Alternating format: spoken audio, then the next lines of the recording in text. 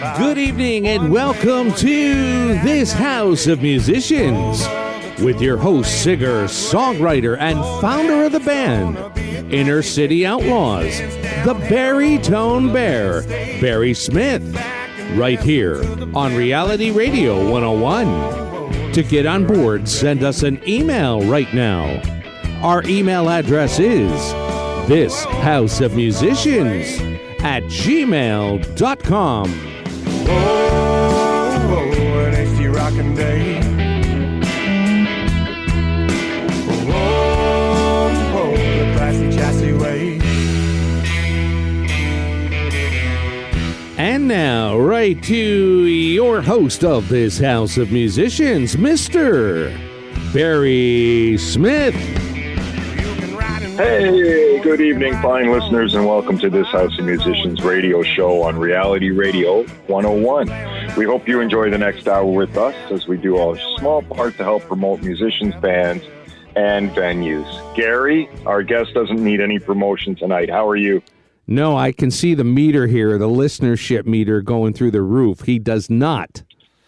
He does not need any promotion. Folks, we have Mr. Brian Good from the Good Brothers on tonight's show, and what an honor it is to have you, Brian. All your musical career has been so extravagant. We're going to touch on some of that this evening. Brian, please tell me how you're doing this evening. Thank you, Bear. I'm doing just fine, thank you. And how are you doing? I've been looking forward for this for a long time. We talked about it months ago. And here we are. Yes, here we are. And like I say, it's an honor to have you. I want to thank Dan Parker, who's a friend of both of ours, who continues to help and support this show by reaching out to musicians like yourself, friends like yourself, and get you on the show. So thank you, Dan, for that. Brian, tell me, my friend, how you were influenced by music when you were little. Did your parents play? Did your older brother have a vinyl album collection that you spun? How were you influenced by music, and what kind of music did you like when you were younger? Well, clearly you've already talked to my brother, because all of those things are true. Our parents were a great influence on us. Our older brother, of course, he was listening to Elvis Presley when we were in diapers, pretty much. But aside from that, our influences, they vary. I mean, I could go on and on, musicians, but our earliest influences were our parents. Our mother sang and played the guitar, and she encouraged us to do so. Our dad was more into sports and encouraged us to play sports. And we had to make that choice, how to please mom and dad. Mm-hmm. It was a difficult choice, and we managed to do both up until a certain point, and then we went on to what we do now. And we had no idea that was where we would end up. We did those things because we loved it. We didn't do it because we expected to make a living out of it. And we were very blessed that we did get to enjoy one of them to its fullest. Yes, you sure did. And what young age did you realize that you and your brothers, like, when did you first realize you could start playing instruments together and maybe even singing together? How did that happen? Well, that happened in the kitchen at our parents' home, at the family home. Our mother she would play the guitar, and she would have she's from the East Coast. Our parents were from New Brunswick, and the kitchen, those kitchen parties are well known everywhere. Cool. Those maritime kitchen parties, and she brought that to Richmond Hill, where we were raised, and we'd have fiddle players on a Saturday night. We'd have people come over to sing. Neighbors would join us. It was a jamboree or a jubilee. Sure. But it was really one of those magic Saturday nights. We'd play music, watch the hockey game, and then after the hockey game, we'd go out and play shinny in Buttonville at the arena at 11 o'clock at night or something. You know, that was cool. That was so Canadian.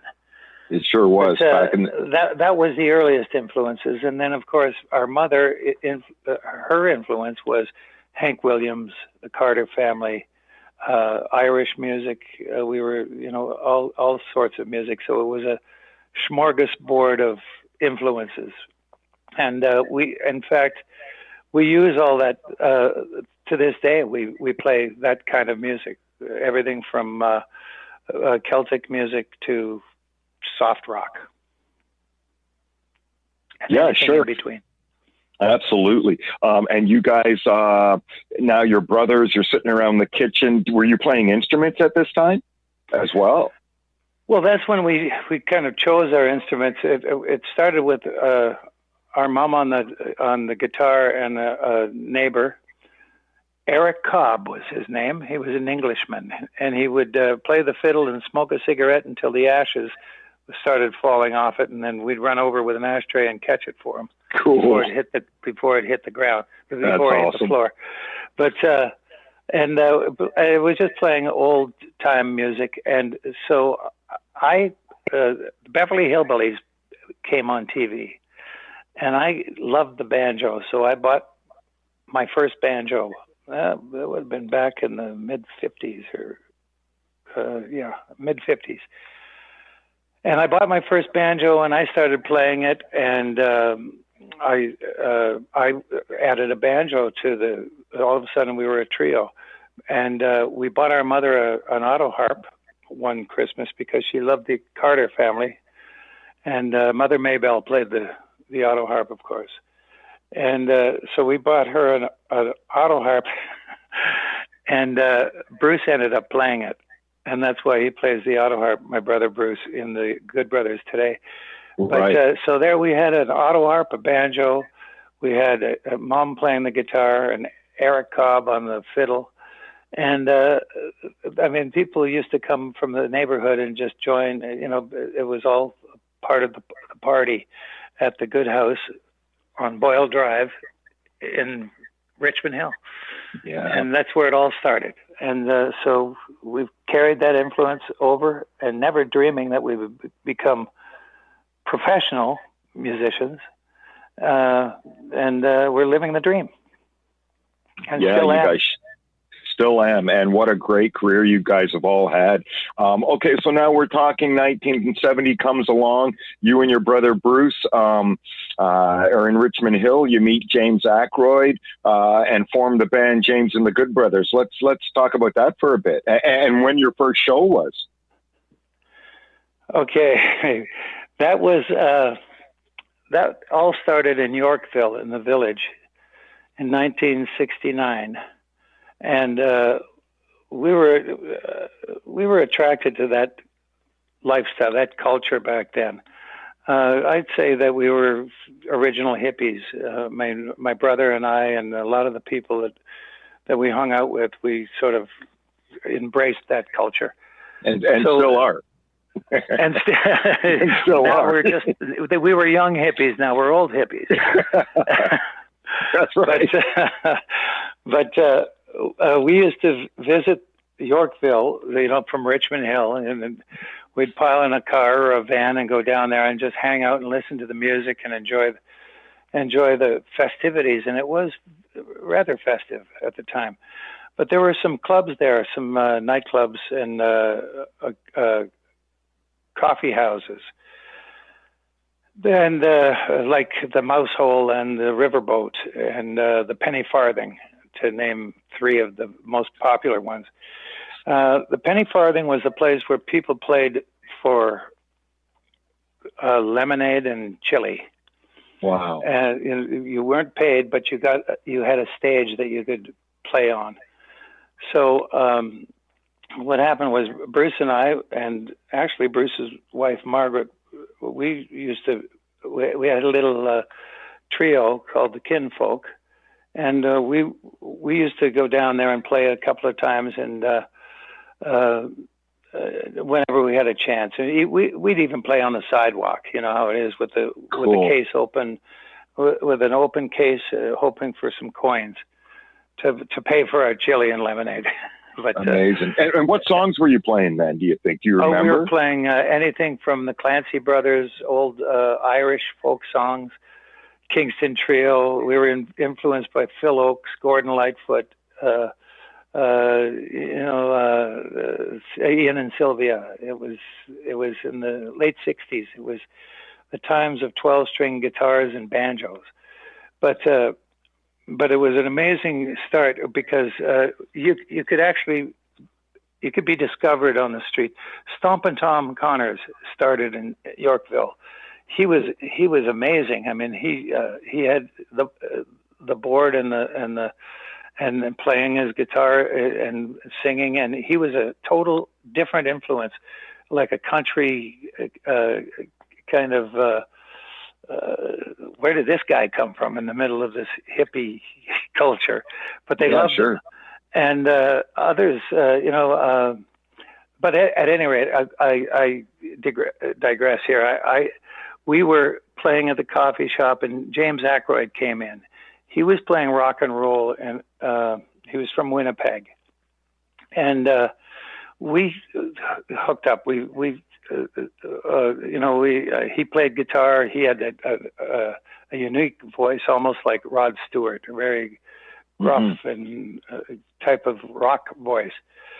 So we started jamming together, and in time, Bruce and Margaret had a baby, Travis, who is now in the Sadies. But that was a long time ago. But so Bruce and James and I started jamming together, and we were playing at the Penny Farthing when Thor Eaton and Kenny Walker, pardon me, they walked into the club. We were just doing our thing. We were at that time we were doing covers of like Crosby, Stills and Nash and and Neil Young stuff and that kind of folky rock stuff. Yep. And the Byrds covers and that kind of stuff. So at any rate, these are a couple of guys in suits, and they're sitting in the back, and they call us over, and it turns out that they were Eaton Walker and Associates, who were promoters, and they were promoting rock shows at Maple Leaf Gardens, and they were interested in us. They thought that we were rather unique to a trio of twin brothers and this guy, this ginger guy with a flaming red hair, and he really had a great stage presence. And so they said, we've got a show coming up, and it's at the Maple Leaf Gardens, and we're wondering if you'd be interested in opening for Grand Funk Railroad. Wow. Well, we thought, wow, talk about going from one end of the spectrum to the other. We're a soft rock, 2 acoustic guitars and an auto harp, no drums, no bass, nothing, just the three of us. And we're opening for Grand Funk Railroad. Well, we did it, and we survived. Did they expect you? Sure. Did they expect you to? Okay, these promoters come in. They see 3 guys on a stage playing. They're playing cover songs. Neil Young. They're playing Crosby, Stills, Nash and Young and whatnot. Crosby, Stills and Nash. Did they not? Did they say, okay, you guys need to write some songs to open up for Grand Funk Railroad, or just go out and play what you want? Well, as a matter of fact, they asked us if we had written, and James had written a couple of songs. We had written a couple of songs. But they really, we didn't have the confidence to perform them. You know what I mean? We were just, we were so immature. We were just fledgling writers and musicians, for that matter. And we were kind of, this was like baptism by fire.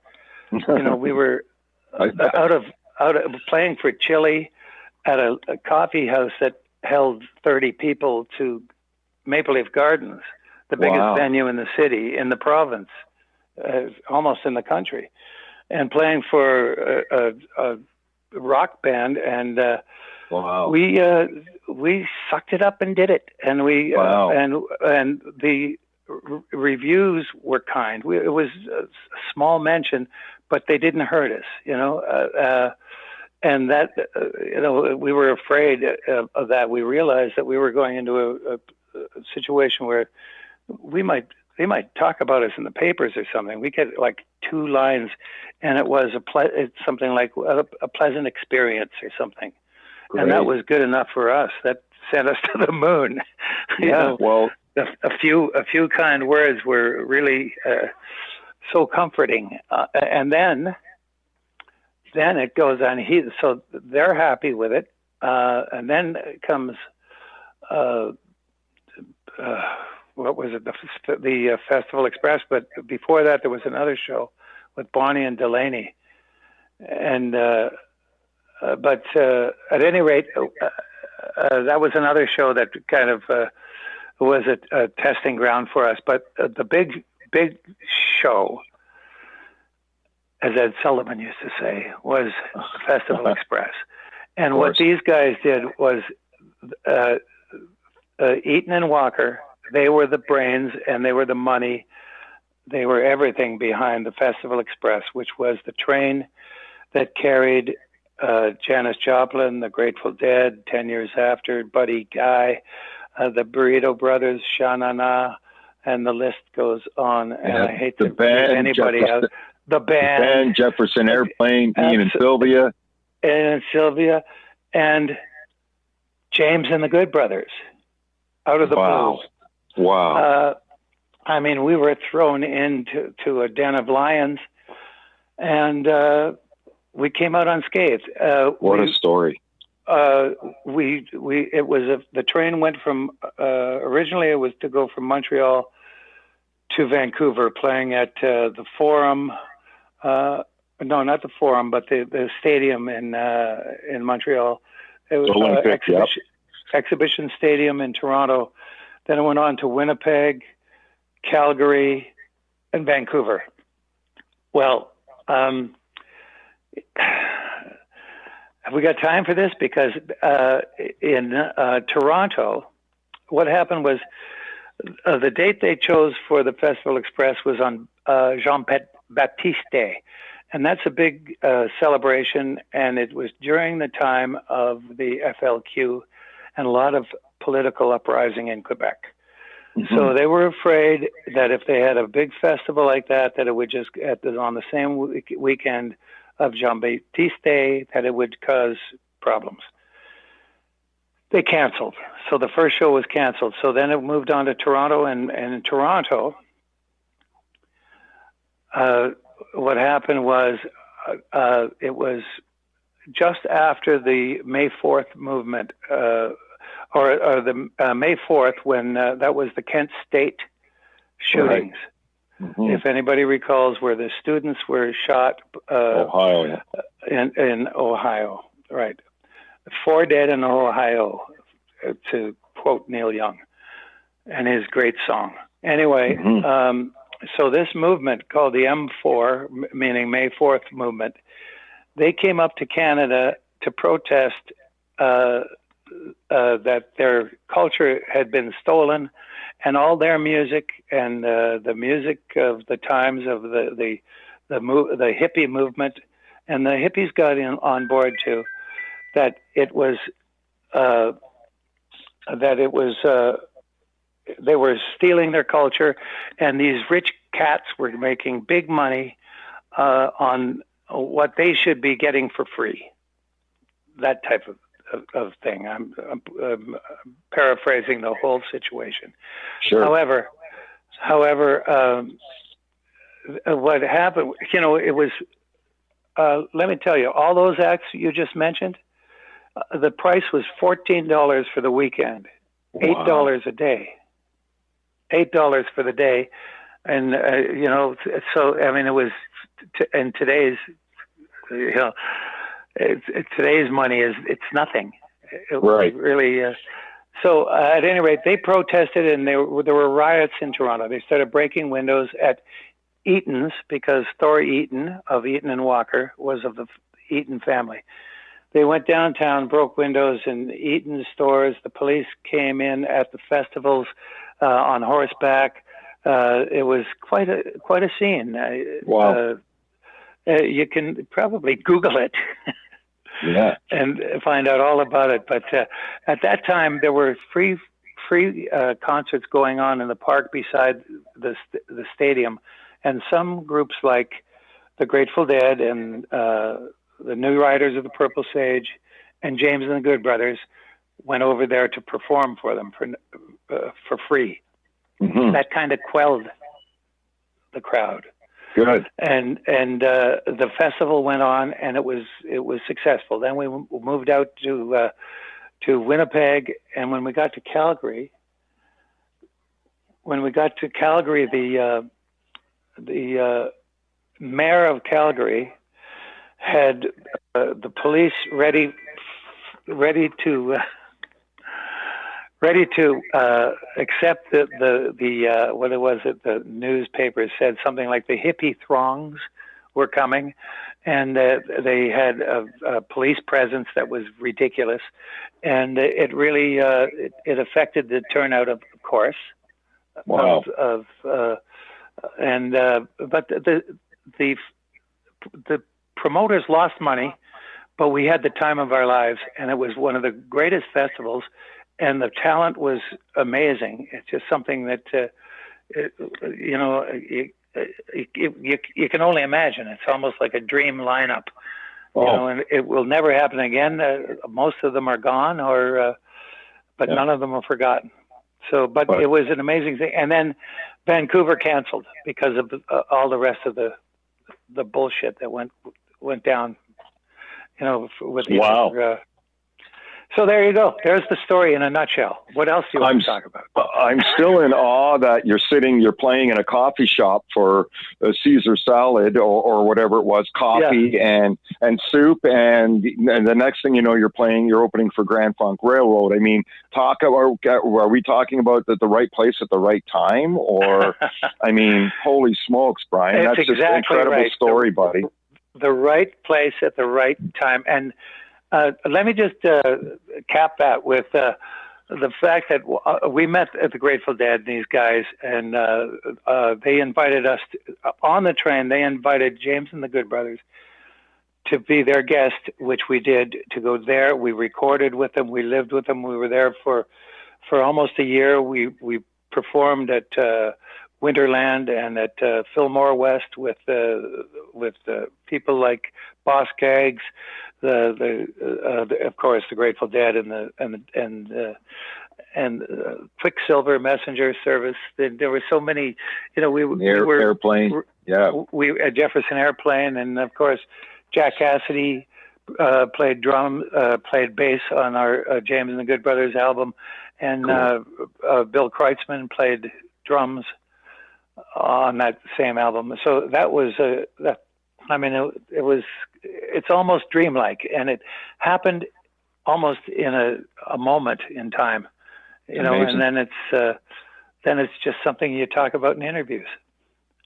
Yeah, absolutely, because that's almost unheard of, I believe, nowadays for something. I'm sure it might still happen, maybe like Billie Eilish and people like that, maybe on stage somewhere in a bar playing and somebody pick them up, but I don't know how often that happens anymore. Well, it doesn't, and a lot of that is because of shows like America's Got Talent and The Voice and all these talent shows. Record companies, they used to have, the industry has changed, and they used to have representatives that went to clubs. No doubt these guys, in their suits, Eaton and Walker, might have been looking for something. Right. Something, because they wanted to go into management, and they managed us. They were our managers. Yeah. So nothing like having managers that are huge promoters that can get you a lot of places, fast. So Absolutely. We were very, very fortunate, and I know that and I'm very grateful for that. It's sort of a matter of where you are, and at the right time, and who you meet at the right time. Absolutely, and like what an amazing career the Good Brothers have had, you and your brothers indeed. I want to do this. I know we want to play two songs. It's already 7:25. We're gonna talk to you till 8:00. Let's talk a little bit about the Good Brothers, and also I want to reflect on your solo career as well. So why don't we start off with one of your songs, "In a Town This Size," which is a duet that you did with, I believe, your wife, Susie. And the album's called Good Company, that was released in 2018. Why don't we play that song, talk a little bit about that after we play the song? All right. Thanks. Oh, you're welcome. Thank you. Again, it's folks, I'm honored to have Brian Good from the Good Brothers on the show this evening. I'm already overwhelmed by the stories that he's told me in the last almost half hour. Let's go ahead and play one of his songs. Again, this song is called "In a Town This Size," and we'll come back and talk about it right here on this House of Musicians radio show on Reality Radio 101.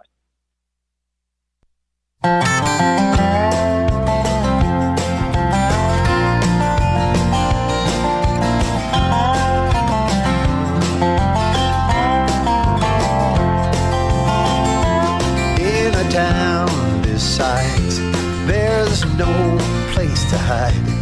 Everywhere you go, you meet someone you know. You can steal a kiss in a place like this. How the rumors do fly in a town this size. In a smoky bar, in the backseat of your car, in your own little house, someone's sure to find you out. What you do and what you think, what you eat and what you drink. If you smoke a cigarette, they'll be talking about your breath. In a town this size, there's no place to hide. Everywhere you go, you meet someone you know. You can steal a kiss in a place like this. How the rumors do fly in a town this size.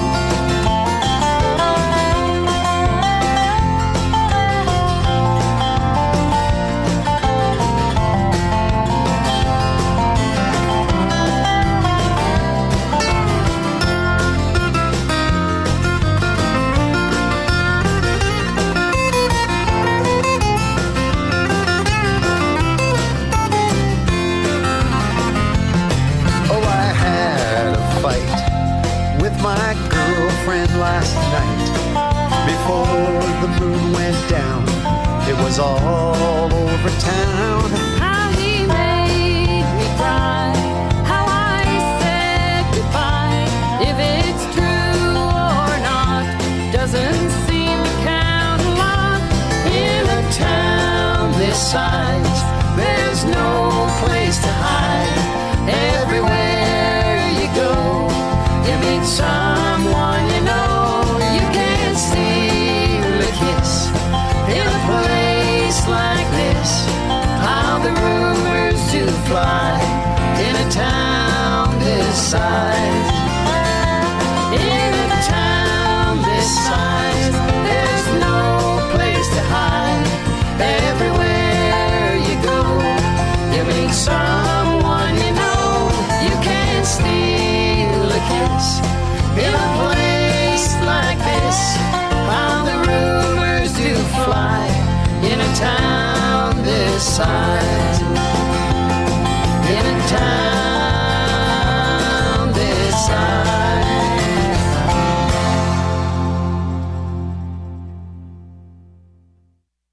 Hey, welcome back, good listeners. We have Brian Good from the Good Brothers on the show this evening, and what delightful stories I've heard in the last half hour. Man, oh man, just amazing how you guys, opened up for for Grand Funk at, going from the coffee house right to Maple Leaf Gardens. That's just absolutely amazing. I want to talk about this duet album that you did right now, though, with Susie called Good Company. And we just heard a song, In a Town This Size, how all that came to be. Well, that came to be when I suppose it started when I met my wife, Susie. I was playing in a little place in... actually, I was backing a girl at a little place in Caledon called the Caledon Inn. And her brother, Bobby, he still is a musician, but he was living in Nashville. I met him in Nashville, and I came back to Toronto, and he's from Toronto, and he said that when he comes to Toronto, he likes to stay with his sister. So I gave him a call when he came to Toronto, and I invited him out to the Caledon Inn to sit in with Larry and I, my brother, on banjo, and Bobby, and we were setting up, and these people came in and sat in the front row, and turned out to be Bobby's family and his sister, Susie. Mm-hmm. The rest is pretty much history, because I met her there, and I ended up marrying her, and we moved to the beautiful town of Beaton. It turns out that she was, although she was in a musical family, she didn't get to sing very much, because it was kind of a man's. Also, they're from the East Coast. Kind of the man's job to sing, and the women's job to serve the beer. Oh, that sounds Or terrible. do the backup vocals, yeah. Or do backup vocals. But I encouraged her to sing, and lo and behold, she has a great voice. And I said, let's do an album together, and we did. And she does have and we sing together, and we perform together, actually. And we're, as you said, we're called Good Company, and we do a lot of. We mostly covers. We do everything from Gordon Lightfoot, Neil Young, to Patsy Cline, and the list goes on. We have a great variety of music on our CD, but this particular song really caught our ear because of living in the town of Beaton, and I know there's some neighbors listening right now, and so that was dedicated to you guys. And so we've been playing together ever since, and she's a great singer, and more important, she's a great wife. Yeah, she has an amazing voice. It reminds me of the old time Kitty Wells, Loretta Lynn style. She has that style of voice, and I love that style of voice. You got a great ear, man, because Kitty Wells, we're listening to her, and that was our mother's great influence, was Kitty Wells as well. There you go. But no, we really enjoy. We love playing together, and of course we're looking forward as much as any musician for these terrible times to be behind us, so we can get back to work and provide the entertainment that the public so richly deserve. Absolutely, and I'm assuming you were playing right up till March of 2020 when everything was shut down, I believe. It was around then. I guess you were playing right up till then, doing gigs? Exactly. In fact, we came back from Europe at the end of February on our the Good Brothers on our 40th tour, and wow. We went from Toronto. We came home. We reloaded and flew out to Saskatchewan for a weekend. And when we got back the next day, they pretty well started shutting everything down. So we were that was the last time we performed.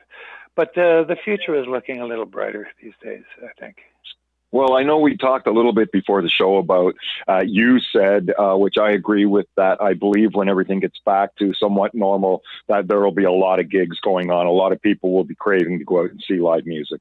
Absolutely. That's going to happen. We have, the Good Brothers have a couple of 2 or 3 gigs that are, believe it or not, on hold.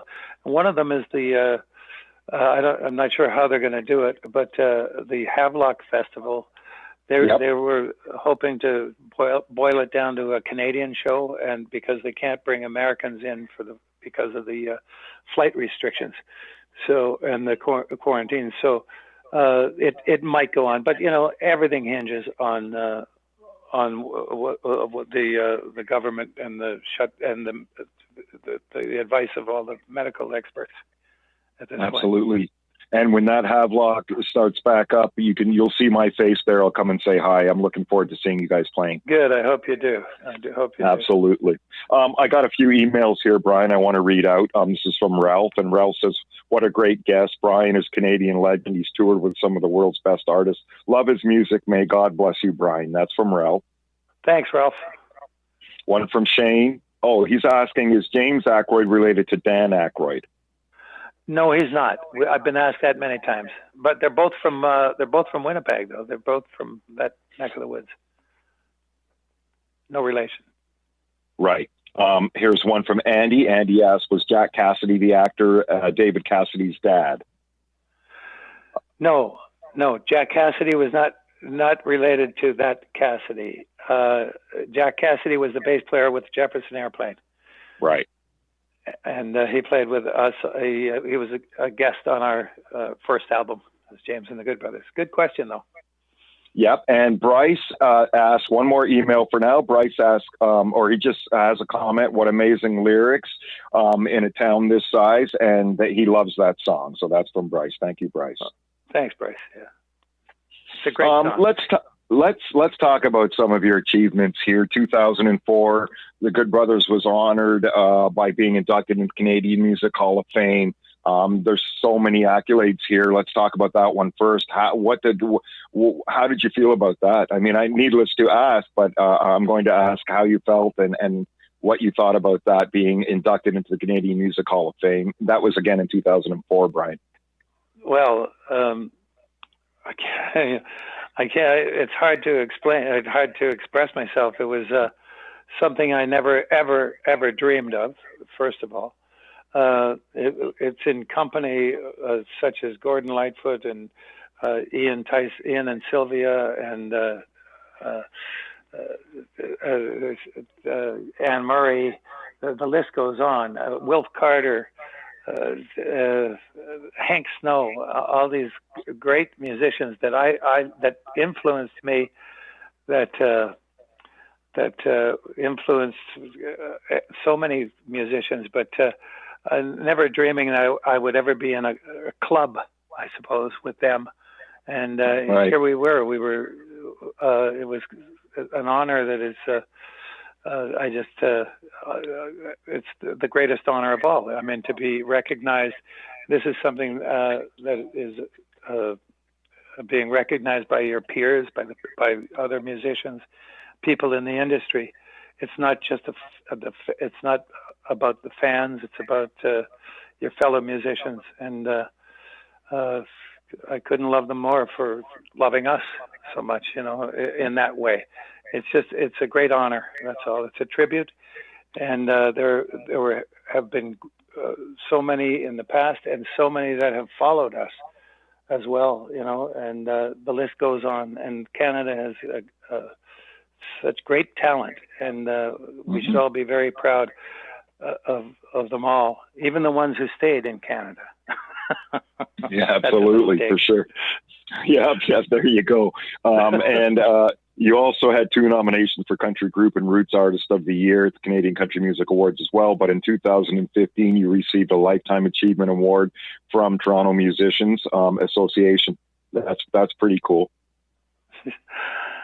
Well, these are all, it gets to the point where it's kind of bittersweet because all these accolades and awards and honors come to people usually when they get older. Let's call a spade here. But what is special to us, and I know I speak for my brothers too, is that some people say, "Oh, wait, if you're inducted into the Hall of Fame, you're being put out to pasture. You're making room for new talent." Well, we're still working. We still tour. We still tour Europe. We still tour the East Coast, the West Coast. The only thing that has stopped us ever is a pandemic. And we're ready to perform again and to continue performing as long as we're healthy enough to do so, by God's grace. And that's what we do. And we've often said we're going to do it as long as Willie does it. There you go. He's an inspiration. And so is Gordon Lightfoot. And so, we're not the only ones who are carrying on long after many have pretty well hung up their instruments, Absolutely. In 2016, let me carry on with the accolades real quick. But first, I want to thank you for building the house that we all helped build, the house we all grew up in, Brian and Bruce and the good brothers. I thank you guys very much for building, help build the house we all grew up in, because you guys has had such amazing careers. But in 2016, you were inducted into the North American Country Music Hall of Fame, International Hall of Fame in Tennessee. So just great accolades here, and absolutely amazing career you guys have had. I can't stress that enough as I carry through this show. But answer me this then: what out of all the songs, what is your favorite to play on stage, Brian? Well, now that's putting you on the spot, isn't it? There's a couple of categories. Oh, by the way, let me add to the accolades. We just found out recently that we've been we've been nominated at the Ontario Country Music Awards for the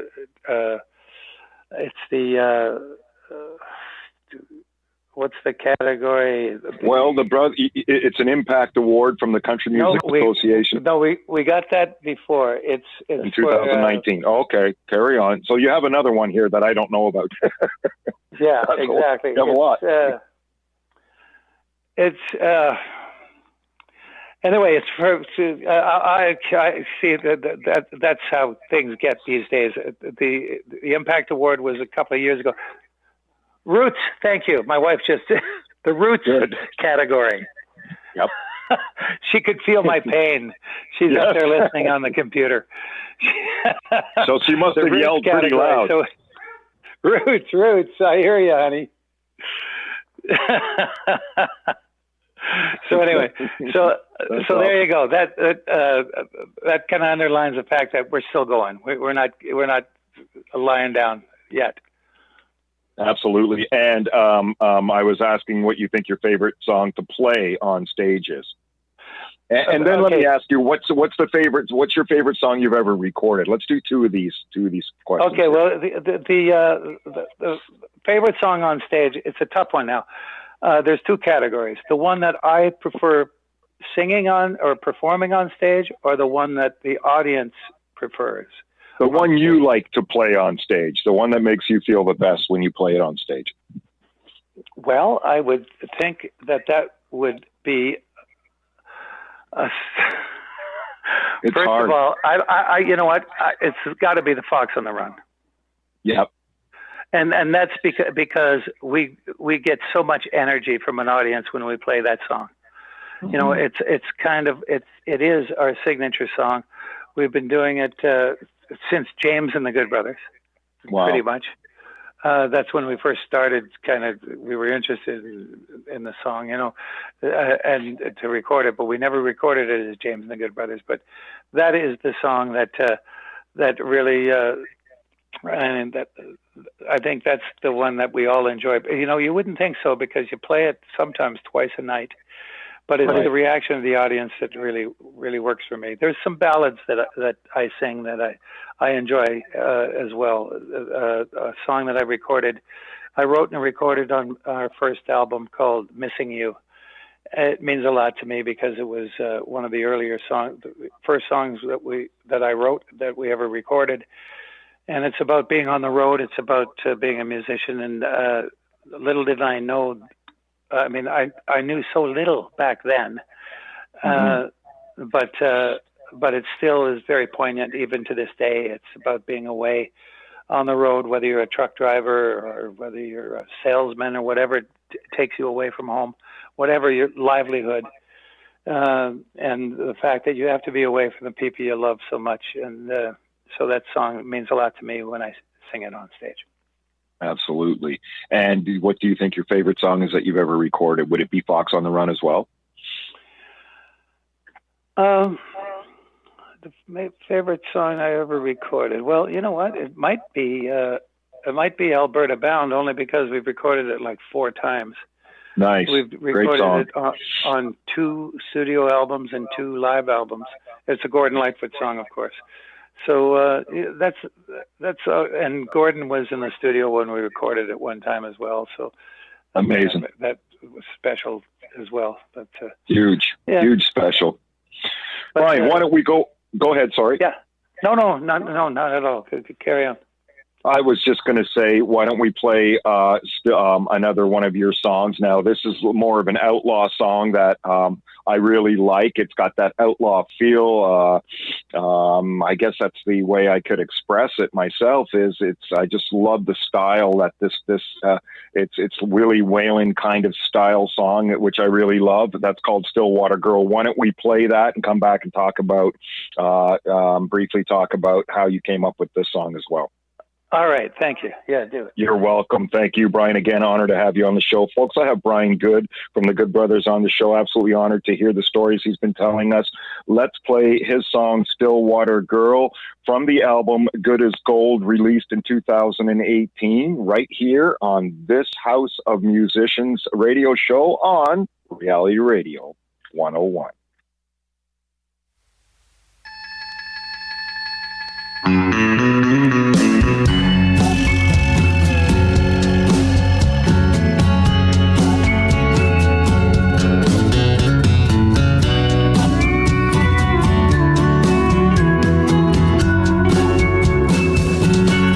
July in Lincoln County, storm clouds are rolling in.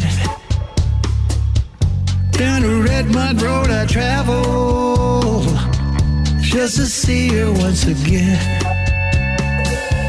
Through the dark winds blowing, every night I drive alone. I keep thinking about her loving. I'll sleep when I get home. Oh yeah. And all them wild stampeding ponies. Oh yeah. Rolling in Oklahoma hills. Couldn't keep this hard riding cowboy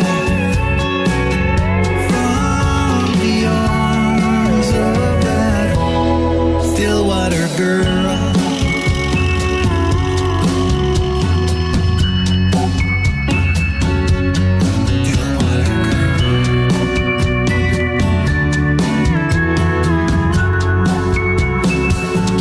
All of this could be for nothing.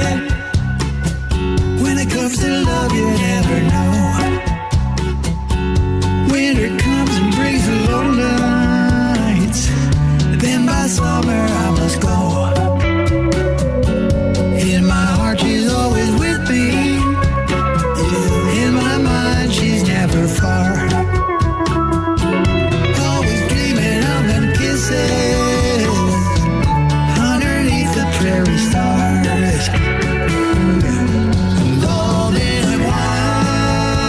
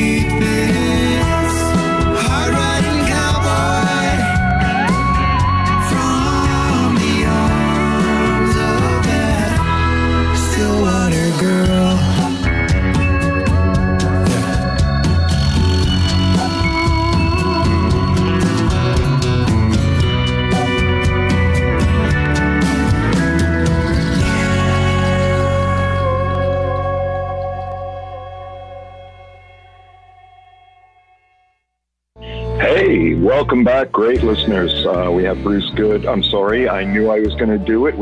I'm sorry, and you know, I was going to say I'm so proud of myself, Brian, for not calling you Bruce tonight. And I was thinking that on my mind, and just bloody well said, Bruce. I'm so sorry. We did have Bruce on the show too, Brian. Oh my goodness gracious! My apologies. Hey, okay, calm down, Bear. Calm down. Smokes. It's okay. You think I've never been called Bruce before? He's my twin brother, you know.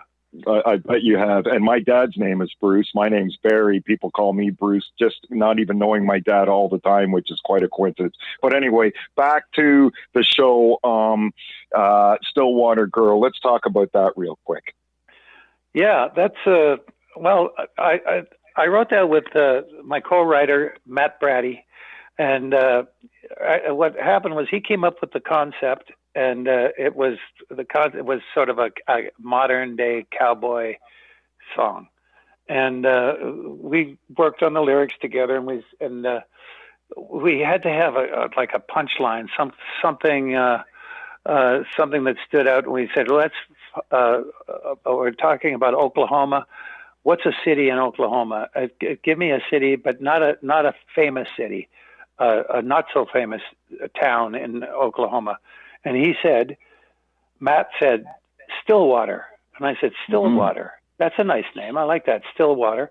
And I said, what's it famous for? And he said, well, Leon Russell was born there. That's all I know. Wow. So this is how he knew it.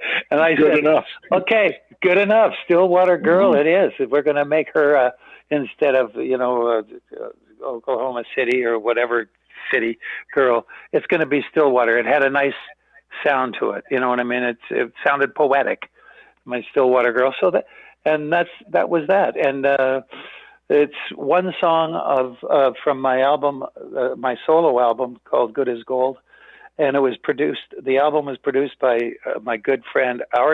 Actually, he's a good friend of the Good Brothers. He's a family friend, Stacy Hayden, and Stacy he played guitar with David Bowie. Back in the early 70s, and he's produced a lot of albums, a lot of Canadians. He lives in LA now, and he produced actually two of the Good Brothers albums, actually two studio albums and a live album. But he made me an offer I couldn't refuse. He gave me the confidence to go down there. We had gathered some material together and co-written materials and just from different people, and it turned out to be a great experience. And Susie performed. My wife sang backup vocals on some of the cuts as well, and we spent a week down in Orange County, and we did this album, and it was a great experience. And I'm so grateful to Stacy. He's a good friend, and he's a great producer and musician. So that was, it's just one of those opportunities that's offered. He said, "Come on down and stay anyway. It's just for a visit, if nothing else. And if you're going to come for a visit, let's do something." And he has a studio at his home, so it was all there. And I've got some great musicians from all over the country on it. You know, these days, you record on computers. You don't even have to be in the same room anymore, right? As you all know. So it's a whole new world, and it was a whole new experience for me, aside from the Good Brothers. Absolutely. And Stillwater Girl, the lap steel just makes that song as well. Isn't that great? Yeah. It just reminds me of a Clint Eastwood movie or an old cowboy movie. It just fits right in with that genre. True that. That's true. Well, Brian, that's available on Spotify and. Yeah, let's talk about your web presence and how people can purchase your merchandise and whatnot, and listen to your music. Talk about that. Well, the Good Brothers website is just thegoodbrothers.com. I'm not Susie and I. We have a website. We Are Good Company Canada at yahoo.ca, and our albums are available there. But that's about it. It's we're Excellent. fairly low profile. Excellent. And let me read one final email here from Brenda McPhee. And Brenda says, Brian, you are a Canadian. You are an icon, Brian. Oh, thank you, Brenda. That's very sweet of you. I appreciate that. I'm very humbled by that. Absolutely. And it's been my honor to have you as a guest on this House of Musicians radio show, Brian Good. And I'm going to continue to follow your progress and continue to see what you come up with down the road. Hopefully get to meet you one day at Havelock or somewhere, and we'll have you back on the show in a year or two and follow your progress. I want to thank you very, very much, Brian, for taking your time to come on this show with us and talk about amazing career that you've had. Well, you're more than welcome, Bear. Thank you very much for having me. It was my pleasure. Absolutely. And everybody out there, be safe. Get your vaccine. Absolutely. And to the listener, I say thank you for being here. Always dance and sing, and let the music bring your soul to the surface for all the world to see. Until next time, have a shuffle your feet kind of week, and good night. You've been listening to This House of Musicians on Reality Radio 101.